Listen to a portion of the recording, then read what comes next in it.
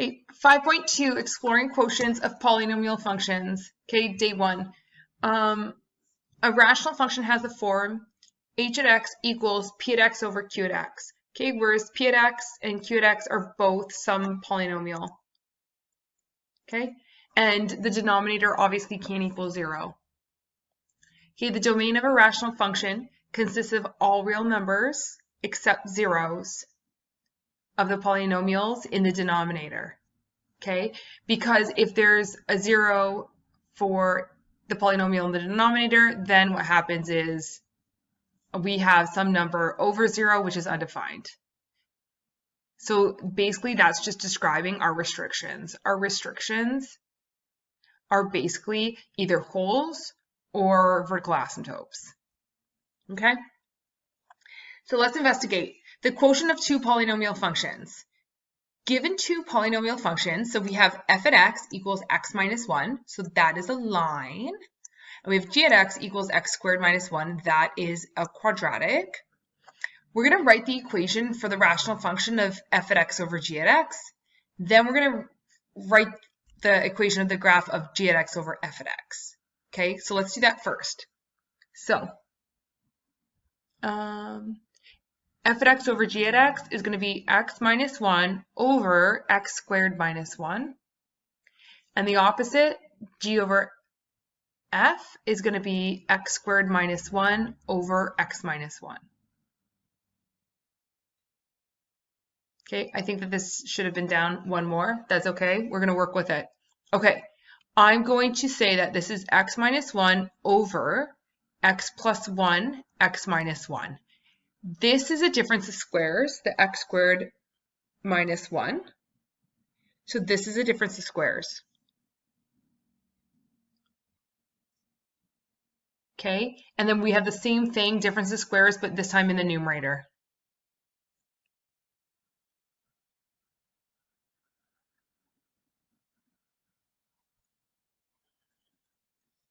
Okay, so if we were to take this x minus 1 and cancel it out, we are left with 1 over x plus 1. What that gives us is the reciprocal linear function, right? X plus 1 is a linear function, 1 over x plus 1 is the reciprocal of it. And likewise, if we were to cross out the x minus 1s for g at x over f at x, we are left with x plus 1, which is just a line. That's just a linear function. Okay? So for zeros, I'm going to get this in here. Okay, zeros are going to occur when the numerator equals 0. Okay, when numerator equals 0. Okay, there are no zeros for the first function. Let's go through everything for the first function. So 1 over x plus 1, there are no zeros. Okay, no zeros. Because if you think about it, 1 over x, right, the degree in the numerator would be x to the 0. The degree in the denominator would be x to the 1. So we are going to have a horizontal asymptote at y equals 0. We're also going to have a vertical asymptote where the denominator equals 0. So at x equals negative 1. And there's going to be restriction on the domain, XER, such that x does not equal negative 1. That restriction on the domain is the vertical asymptote. And then there's going to be restriction on the range, which is just the horizontal asymptote. So YER such that y does not equal 0. So when we're thinking about a rational function, they are always going to be discontinuous. Okay, there's going to be some sort of discontinuity when those asymptotes exist. Okay, and there's going to be something called an undefined value. This is actually called a hole, and we're going to get into that today.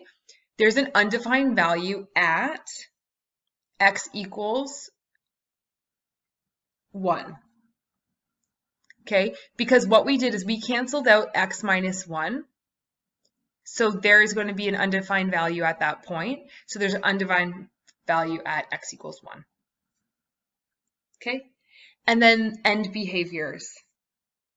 So we want to talk about as x approaches negative infinity and as x approaches infinity. What's happening? Okay, so let's go ahead and graph this, and then I'm going to come back to end behaviors, and we're going to talk about in a second what y is approaching. Okay, so let's graph this with purple. We have a horizontal asymptote at y equals 0, and I'm going to label that y equals 0. And we have a vertical asymptote at -1. Okay, x equals -1. Okay, and this doesn't have a reflection, so simply our graph is going to look like this. Okay, and then the only thing that we have to take into account is that there's a hole at 1. So at 1, there's going to be an actual hole here. So I should get my eraser, and I should actually like erase inside this hole and really depict that as a hole.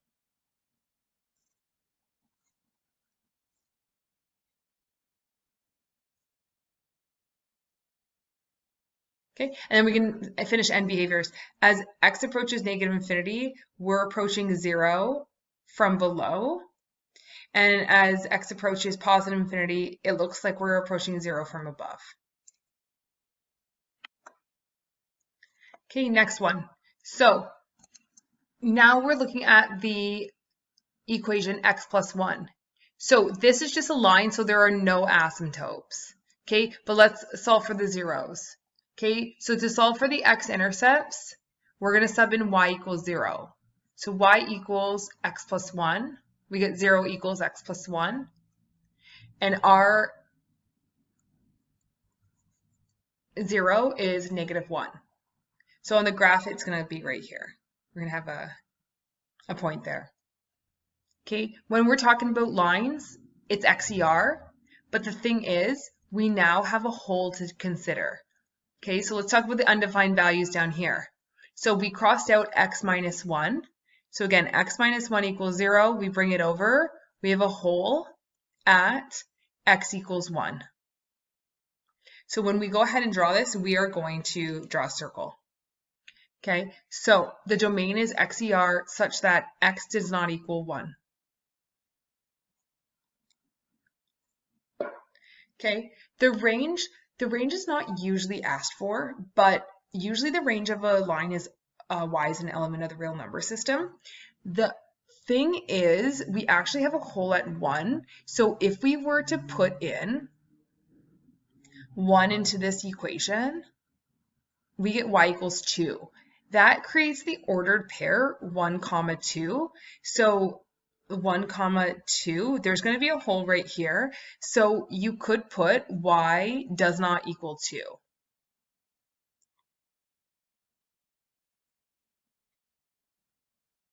Okay, and here's the graph of the line, because there's nothing else to that. Okay, lines are usually continuous, but because we have a hole, it's discontinuous. So as x approaches negative infinity, y approaches negative infinity. As x approaches positive infinity, y also approaches positive infinity.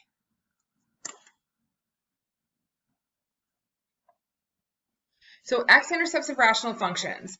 The zeros of h at x are the zeros of f at x if h at x is in simplified form. So find the x-intercepts of the following. So what we're going to do is we are going to factor the numerator. So what two numbers multiply to -2 and add to -1? I get -2 and +1. So this is x minus 2x plus 1 all over x minus 1. Okay, in regards to the x-intercepts, we want to take the numerator. Let me do this formally. To find x-intercepts, we sub in y equals 0.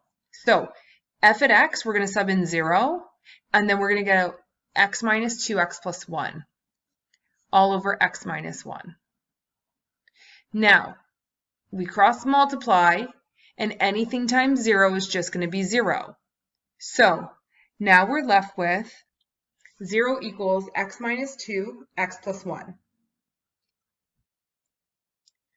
Okay, there are two different situations where we can get 0 in this. So if x minus 2 equals 0, we're going to get 0, which occurs at x equals 2.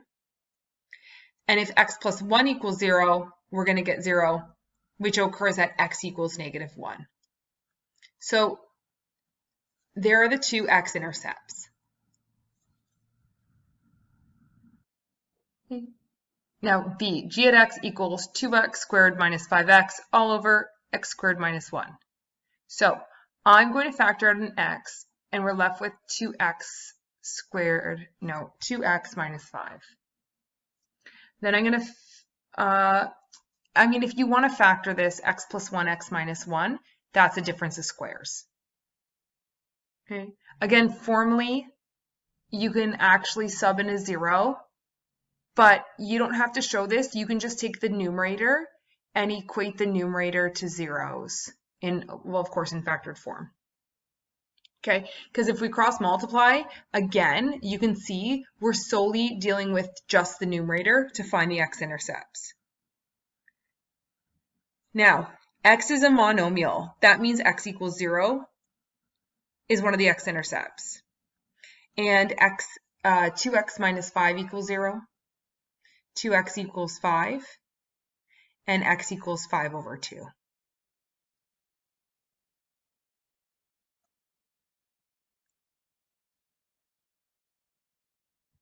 Now let's talk about holes. A rational function f at x equals p at x over q at x has a hole at x equals a if basically the same factor in the numerator is the same factor in the denominator. And when you sub in that value a, it yields a result of 0 over 0. Okay, you're going to see this way more in university, the 0 over 0. You can't work with it, okay? So this occurs when p at x and q at x contain a common factor, x minus a. There are specific points that the curve will come infinitely close to but never touch or cross through, okay? So if you can actually see this graph, if you look right here, that's actually an open circle. Okay, so this is an example, x squared minus 4 over x minus 2.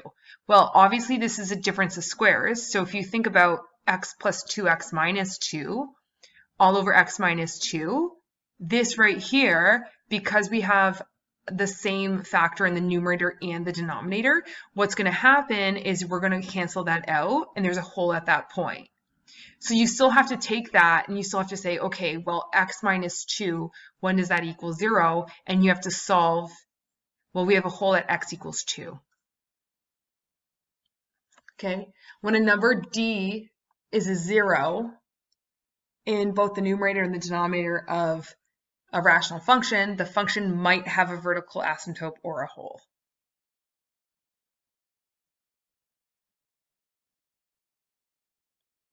Okay, we'll come back to that. Now, notation. This closed circle, all colored in, means the point is included. This open circle with white in the middle, that means the point is not included. Okay, example 2, graph the following functions, then state the domain and range. So for f at x equals x plus 2, this is just a line, okay? The slope here is 1, the y-intercept is 2, and I can just start at 2, and then go 1 over 1, 1 over 1, 1 over 1, 1 over 1, all the way up, okay? There's no restriction on that. There we go. Okay, and then we want to label f at x equals x plus 2. Okay, now get this. If we take x squared minus 4, this is for b, and we factor it, we get x plus 2x minus 2. And the denominator is x minus 2. So what do we see? We see that we cross out the x minus 2's, we are left with x plus 2 again. Here's the difference. We can put a comma. A lot of times what we can do is like, we can put the equation and then put a comma. And then if we say x does not equal, that would be like the restriction on this graph. So formally, x minus 2 cannot equal 0 because there's a hole. So x cannot equal 2. Okay, so you'd put that in there. So our equation now is x plus 2 such that x does not equal 2. So I'm going to plot a point here. Here at 2, there's going to be an open circle. Here, here, here, here, all the way up. Okay, and then we'll do a couple more circles all the way down. Okay, and we can label this one g at x equals x plus 2, such that x does not equal 2. Okay, so if we can look at these two equations are the same. They reduce to x plus 2. The issue is that because b, which is like the g at x, came from a rational function and we canceled out common factors, there's then a restriction on it. Vertical asymptotes. So a rational function f at x equals p at x over q at x has a vertical asymptote at x equals a if p at x over q at x equals, okay, when you sub in that a value, the denominator equals 0. So it's whenever it's any 0 in the denominator. Okay, the vertical asymptote of a rational function creates discontinuity in the graph at all points where the function is not defined. Okay, and it would be obviously not defined at that vertical asymptote. So as an example, if we had f at x equals x plus 1 over x minus 2, we would take that x minus 2 and we'd equate it to 0, bring over the 2, and we get our vertical asymptote at x equals 2. Okay, so let's start building. Okay, example 3, determine the x and y intercepts and the vertical asymptotes for the following functions. So we have f at x equals 2x cubed plus 5x squared minus 12x. So I'm going to take that numerator here, and I'm going to see if we can factor anything out of it, okay? So first of all, I can common factor an x, which gives me 2x squared plus 5x minus 12. And then let's see if we can factor by decomposition. So what two numbers multiply to negative 24 and add to 5? Okay, so factors of negative 24 are 1 and 24, 2 and 12, 3 and 8, 4 and 6. So the pair that has a difference of 5 is 3 and 8, and we would have to put the negative sign on the 3. So let's break down that term 5x into minus 3x plus 8x. Okay, and then bring down the negative 12. And now we're going to factor by grouping common factor the first two terms and the common factor the last two terms. So I can factor out an x and I get 2x minus 3. And I can factor out a 4 and I can get 2x minus 3. So overall, I get x plus 4, 2x minus 3. Okay, so let's go back up here. I'm going to write this beside. So for my numerator, I get x bracket x plus 4 bracket 2x minus 3. Now my denominator is x squared minus 25. So for this function, I'm going to do x plus 5, x minus 5, because this is simply a difference of squares.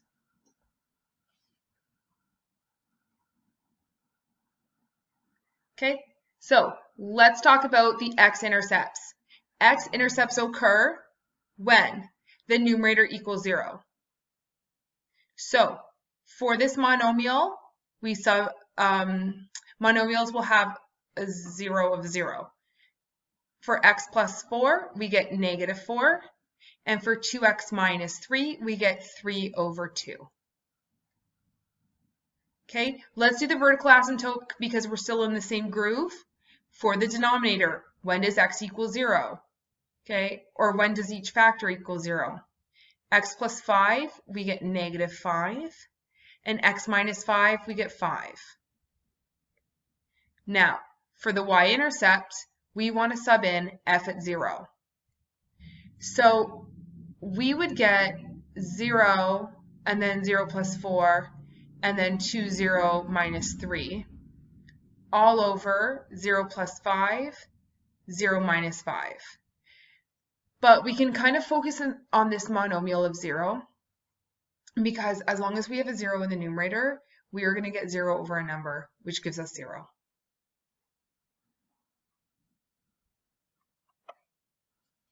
So B, g at x equals 2x squared plus 5x minus 3 over 6x squared plus x minus 1. I'm going to try to factor by decomposition both of these. Okay, so let's start with 2x squared plus 5x minus 3. So what two numbers multiply to negative 6 and add to 5? So it's either 1, 6, 2, or 3. Here's my caution. 2 plus 3 is 5. 6 minus 1 is 5. Both of these work for 5. So what you have to do is you have to really, really pay attention to where the negative sign is. So it has to add to positive 5. So 6 minus 1 gives us 5. And that will also satisfy the negative sign on the 6 when they're multiplied.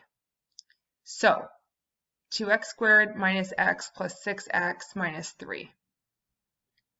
Let's common factor the first two terms and let's common factor the last two terms.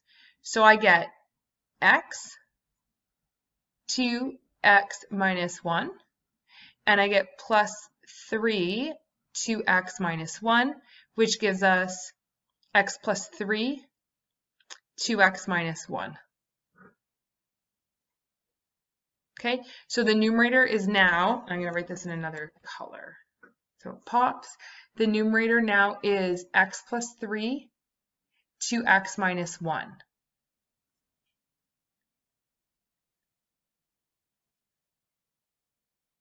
Okay, now denominator, same thing. We have 6x squared plus x minus 1. So what two numbers multiply to negative 6 and add to 1? Again, that's 6. 1 and 6, 2 and 3. So be very, very cautious about which ones add to 1. So the difference of 2 and 3 are 1. And we'd have to put the negative on the 2. So we get 6x squared minus 2x plus 3x minus 1. Common factor each of these sides. So we get 2x, x, 3x minus 1, and then we get plus 1, 3x minus 1. So overall, 2x plus 1, 3x minus 1. Okay, so this is all at the side of my paper. I'm going to take this 2x plus 1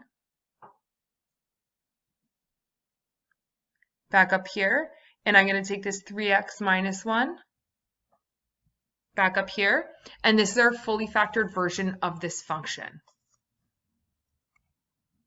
Okay, now the rest is simple. We do x-intercepts. This is when the numerator equals 0. So negative 3, 1 over 2. Okay, vertical asymptotes is when the denominator equals 0. So negative 1 over 2 and 1 over 3. Then we need the y-intercept. And this is when g at 0 equal, and we plug in for the x's. 0 plus 3, 2, 0 minus 1, over 2, 0 plus 1, 3, 0, minus 1. And we get 3 times negative 1 over 1 times negative 1. Those cancel, we get 3. So the y-intercept is 3. Okay, so example 4, determine whether the following rational functions have vertical asymptotes or contain a hole. Okay, so I like these questions because they're already factored for us. So A, f at x equals x plus 3, x minus 2 over x plus 2x minus 2. So we can see that these two cancel, and the actual function f at x is going to equal x plus 3 over x plus 2. Now, there is going to be a hole in this graph. X minus 2 equals 0, so there's going to be a hole at x equals 2. If you do want to find the actual coordinate of the hole, if you're asked that, what you want to do is you want to take your simplified version of your function, which is f at 2 equals x plus 3 over x plus 2, and you just want to sub in that value where it occurs. Okay, so we're going to have a hole at x equals 2. The actual coordinate is going to be 2, 5 over 4.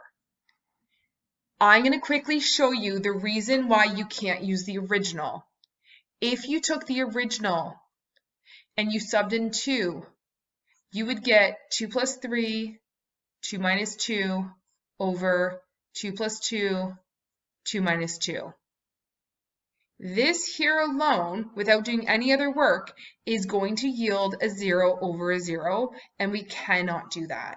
So you're going to know immediately, well, this is clearly not the solution. This is clearly not the answer. So instead, we want to put it into the simplified version. Okay. And B is a little bit different. This is quite interesting. So g at x equals, we have a triplet on the top. So we have x, 2x minus 1 squared, x plus 3 to the 4. Okay. Then we have x plus 3 cubed, 2x minus 1 squared. So here's the debate. So these clearly cancel. So there's going to be a hole at 2x minus 1 when that equals 0. So 2x equals 1. So at x equals a half. There's going to be a hole. That's fine. Here's the debate. So say I do this in like 2 parts. Let me rewrite this. Okay. So say I wrote this like here. We're still canceling out the numerator and the denominator like factors. So x plus 3 cubed. But we're going to cancel out 3 of these, and that's going to go to a 1. So our actual simplified version, I won't put it over here, I'll put it over here, is going to be x plus 3. Since we still have this binomial in the numerator, there's no hole here. No hole here. Since the binomial is still in the numerator.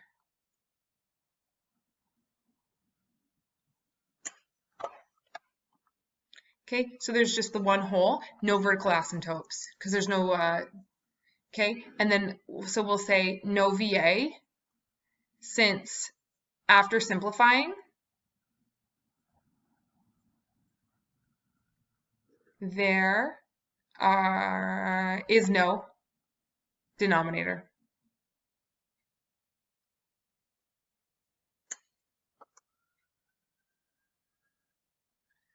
Okay, going back to A, we forgot to state vertical asymptotes, so I'm going to put it up here. Vertical asymptote occurs at x equals -2, right? It's when the denominator will equal 0. Okay, domain of rational functions. The domain of a rational function, y equals p at x over q at x. So again, a polynomial over another polynomial. consists of all real numbers except the x values where there are holes or vertical asymptotes. Okay, so immediately we're thinking focus on the denominator. So we're going to determine the domain of the following rational functions. So f at x equals 1 over x squared. We're going to take x squared and we're going to say, okay, when does that equal 0? Well, if we square root both sides, x equals 0. So our domain is going to be xer such that x does not equal 0.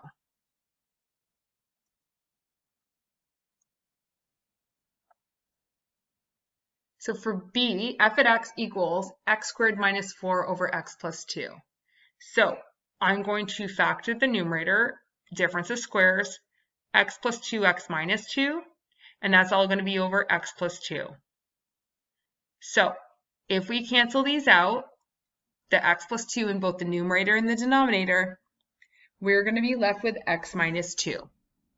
So there's going to be a hole at x equals negative 2. Right? It's the 0 from here. That means our domain is xer such that x does not equal negative 2. Okay, there's that restriction where the hole is.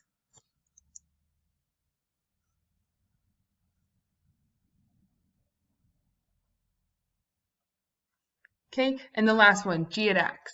Well, we have to factor both the numerator and the denominator. So for the numerator, what two numbers multiply to negative 3 and add to 1? Well, it's not 1, sorry. Multiply to negative 3 and add to negative 2. So the factors of 3 are just 1 and 3 because that's a prime number. And if they have to add to negative 2, the negative has to be on the 3. So I get x plus 1, x minus 3. Okay, now the denominator. What two numbers multiply to negative 6 and add to negative 1? So the factors of 6 are 1, 6, 2, and 3. 2 and 3 have a difference of 1. Okay, so the negative sign would be on the 3, and we're going to get x plus 2, x minus 3.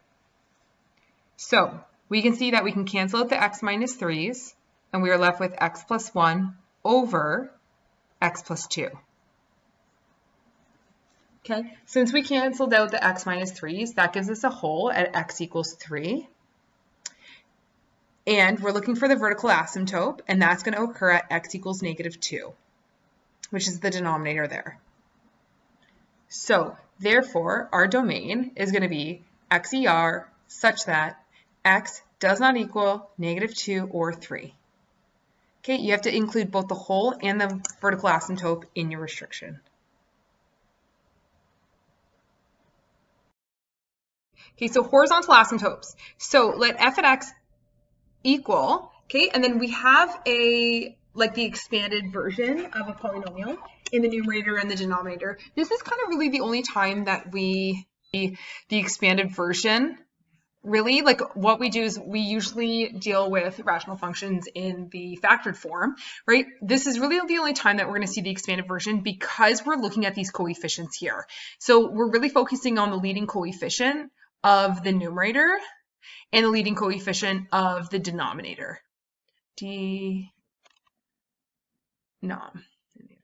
Okay, so let f at x equal this rational function whose numerator has degree n and denominator has degree k. Okay, so that's just x to the n in the numerator, x to the n k in the denominator. So what we do for the horizontal asymptote is we compare the n and the k. And we say, okay, what's going on here?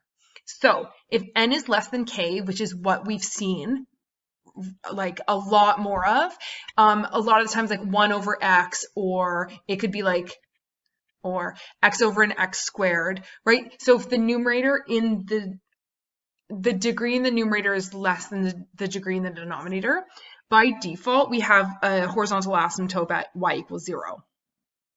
Okay? And if the degrees are the same, so n equals k, so this would be like an x squared over an x squared, or an x over an x. What ends up happening is we get a horizontal asymptote of these leading coefficients. Okay, this is why it's important to be able to A, read the leading coefficient, and B, like, if we're not even in expanded form, but we're in factored form, it's so important to be able to like read how you would expand it without actually fully expanding it, because it's such a waste of time. Okay. Now, there's a third option, which we're going to get to on the next slide, when n is greater than k. So think of this. Think of like a polynomial x cubed plus an x squared term plus an x term plus a constant term over, as an example, x plus 2. Okay, so right now we're looking at like say degree 3 in the numerator, and then like say degree 1 in the denominator. Okay, there's going to be something called an oblique asymptote. When I think of this one here, I always remember it because if you remember from dividing polynomials, this is kind of what it would look like. You would have some degree in the numerator and then, you know, a binomial in the denominator with degree 1, right? So it's almost like I look at this like, oh, I can factor that. So, or I can divide that. So why don't we go ahead and divide it, right? So in that case, no horizontal asymptote. There is going to be an oblique asymptote, which is going to be taught next, okay? You cannot have an oblique asymptote at the same time as a horizontal asymptote, okay? It's one or the other.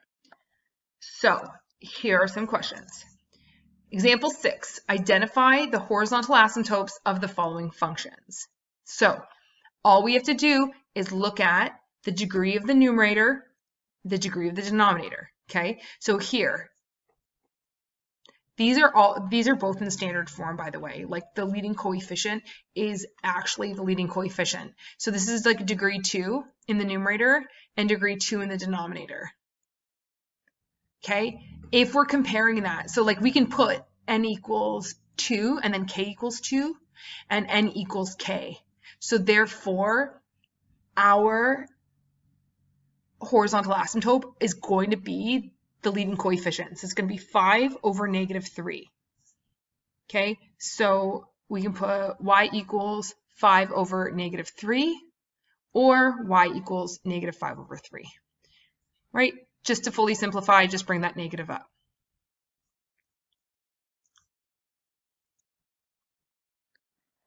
All right, B, f at x equals, so it's some expanded polynomial over some expanded polynomial. When I look at this, I just make sure that it's in like order, standard form. X cubed, x squared, x to the 1, x4, x2, x to the 0, or just a constant. So they are in order, so we can just focus our attention here, okay? So we have degree 3 over degree 4, essentially. So what we have, n equals 3 over k equals 4. So now let's compare. N is less than k, right? K is greater than n. So come back up here. K is greater than n. We have by default a horizontal asymptote at y equals 0. And that never changes. If the degree in the numerator is less than the degree in the denominator, y equals 0 every time.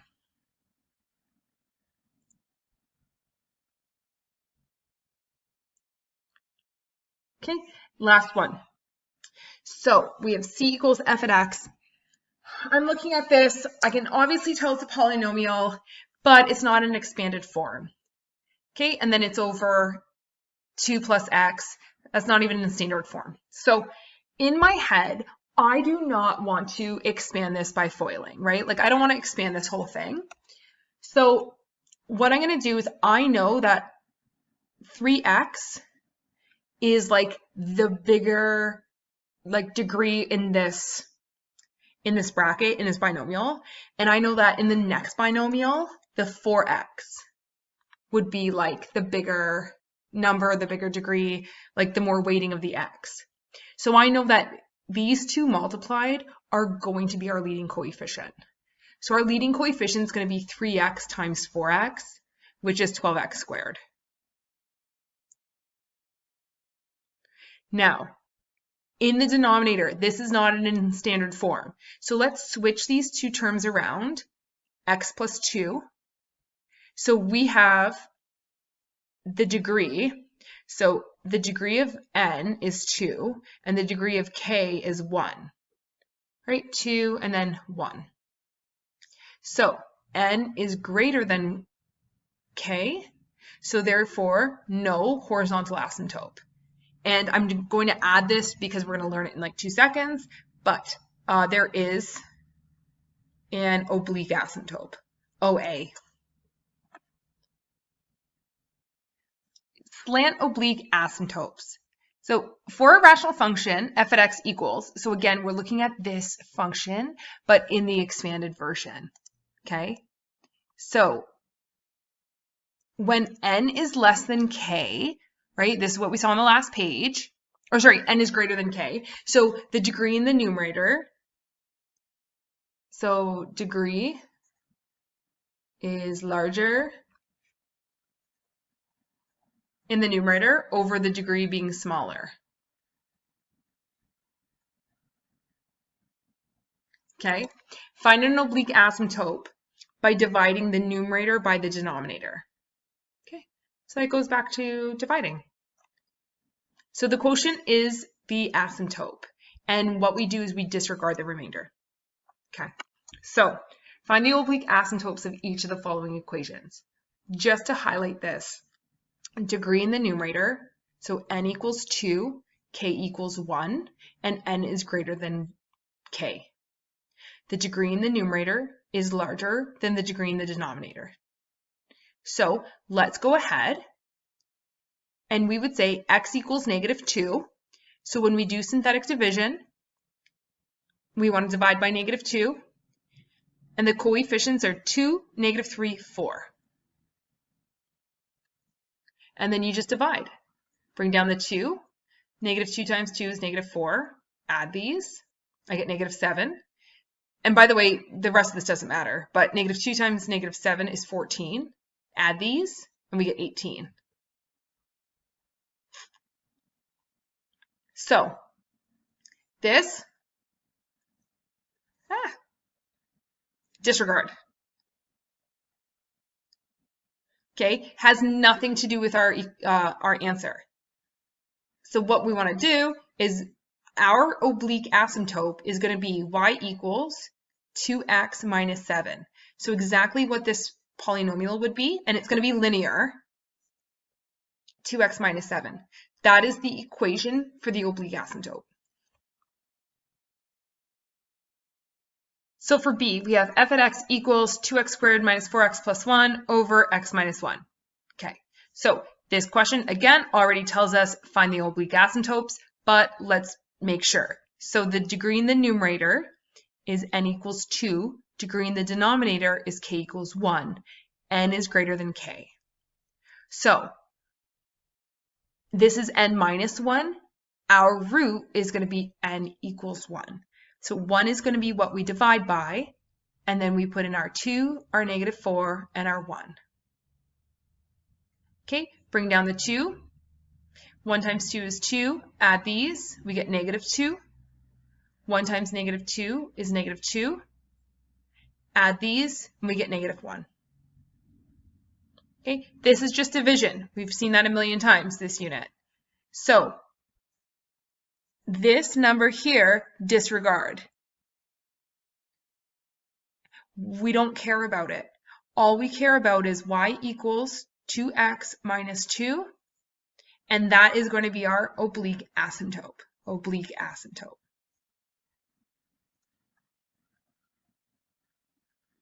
Okay.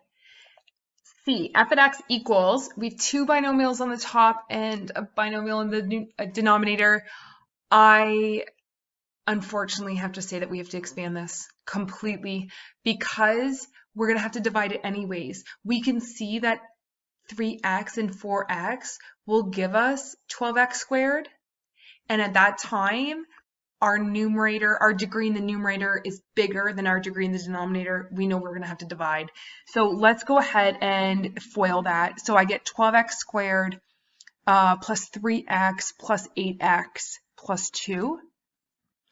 And then I'm going to go ahead and exchange these. So 2 plus x, I'm going to go x plus 2.